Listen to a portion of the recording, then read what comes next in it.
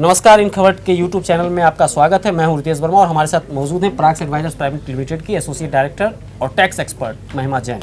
महिमा जी, जब पीयूष गोयल साहब भाषण कर रहे थे और जब उन्होंने कहा कि जो इनकम टैक्स के एग्जेम्पशन के लिए, एक तो उन्होंने बीच में भाषण में टैक्स की चर्चा की, इनकम टैक्स की, और फिर वो स्किप कर गए।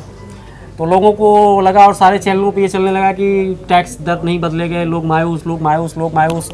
ट्विटर पे हमने देखा, पोल पे लोग उसमें नेगेटिव मार्किंग दे रहे थे मोदी सरकार के बजट को कि ये तो बेकार है, बकवास है, क्योंकि मिडिल क्लास के लोग जो सैलरी टैक्स पेयर्स हैं वो ट्विटर और फेसबुक जैसे सोशल मीडिया पर ज़्यादा एक्टिव है।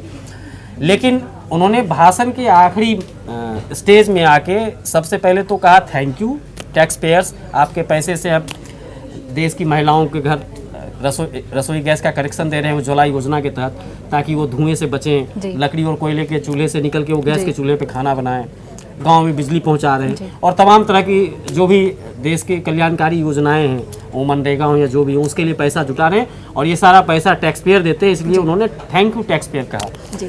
और जब उन्होंने थैंक यू टैक्स पेयर कहा तो हमें लगा कि अब बजट भाषण खत्म हो रहा है, क्योंकि इन्होंने टैक्स स्ट्रक्चर में कोई चेंज किया तो ऐलान किया नहीं।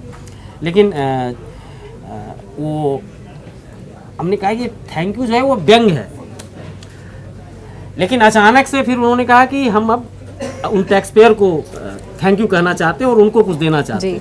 और फिर जो एक के बाद एक ऐलान हुए, 5 लाख के बाद इस सेक्शन में ये फ़ायदा, उस सेक्शन में वो एग्जेम्पशन बढ़ा, ये एग्जेम्पशन बढ़ा, तो कुल मिला के 9-9.25 लाख रुपया तक की कमाई करने वाले, अगर वो सारे इन्वेस्टमेंट बेनिफिट्स लेते हैं, होम लोन है, तो वो 9-9.25 लाख रुपये तक की सैलरी वाले लोग टैक्स फ्री हो चुके हैं। बिल्कुल। तो उस समय जो मोदी का नारा लगा, उस पर आपका क्या असेसमेंट? बिल्कुल सही कह रहे हैं आप रितेश जी। पहले एक बार बीच में ऐसा लगा कि शायद वो कुछ नहीं ऐलान बड़ा करने वाले हैं, लगता है कुछ लास्ट मिनट चेंजेस हो गए हैं और कुछ बड़ा ऐलान नहीं आने वाला इनकम टैक्स के ऊपर।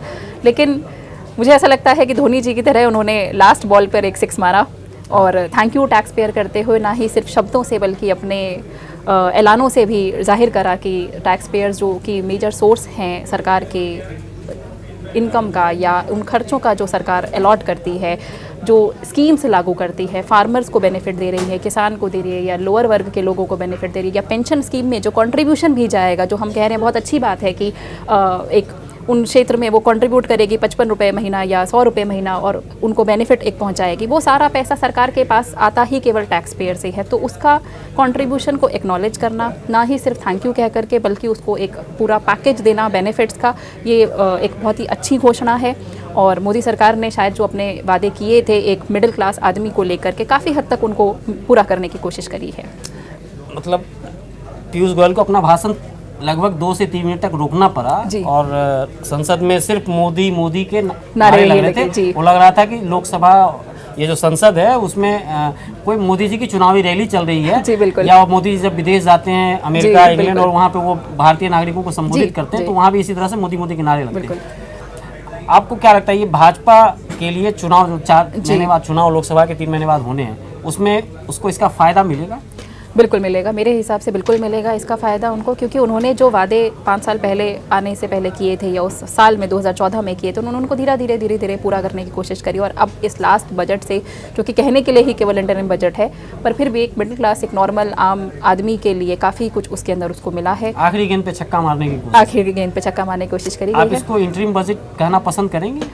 जी नहीं, अगर इंटरिम बजट ही केवल होता तो शायद इतनी सारी हम घोषणाएं नहीं देख पाते, लेकिन उन्होंने इस इंटरिम बजट के थ्रू भी सब कुछ सबको देने की कोशिश करी है। इंटरिम बजट के पैकेट में इन्होंने फुल बजट डाल दिया है। और सबसे बड़ी बात यह है कि उन्होंने अपना 10 वर्ष का जो आगे का उनका एक माइंडसेट है, या एक जो उनका वो उन्होंने उसको जाहिर करने की कोशिश करी है। मतलब 10 साल आगे का प्रोजेक्ट पूरा उन्होंने बताया रोड मैप। और जो पीयूष गोयल ने अपने बजट भाषण में अभी कहा भी, आखिरी में वो बात भी कही कि ये अंतरिम बजट नहीं है, ये तो विकास की एक सतत प्रक्रिया है। बिल्कुल। तो